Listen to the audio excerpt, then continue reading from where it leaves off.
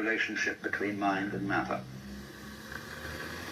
And the difficulty that people have in trying to reduce one to the other, and saying, well, the world is only material, or saying, on the other hand, that it's only mental, is the same difference you would have in trying to reduce all shapes to colors, or all colors to shapes. The shape and color are made for each other, like a marriage made in heaven. They go together so perfectly, and yet stay so marvelously different.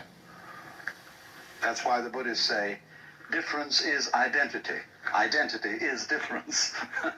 It sounds goofy, but it makes a great deal of sense, because what it's saying is a relational thing. That you don't know what identity is unless you know what difference is, and you don't know what difference is unless you know what identity is. That relationship between so-called opposites is called in the Chinese technical Taoist vocabulary mutual arising. So they say to be and not to be arise mutually. High and low are mutually posited.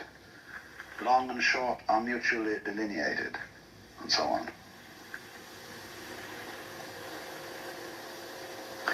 Now,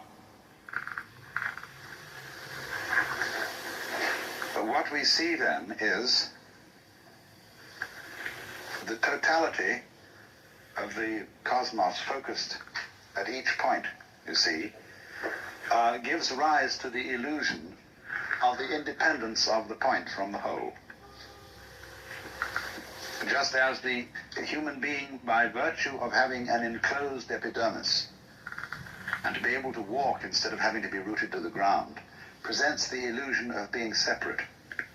And so that's why I asked Vada to do these demonstrations last night, because he showed visually the interdependence of the figure and the background, and how the two play together, how you can switch from paying attention to one to paying attention to the other, and in each case it's significant. That is an art that we have lost in our day-to-day perception of life, and it leads, practically speaking, to the serious problem of ecological blindness. That is to say, to the ignorance which most human beings seem to suffer from, especially in our culture, that they are inseparably related to their physical environment. It looks as if we aren't. It looks as if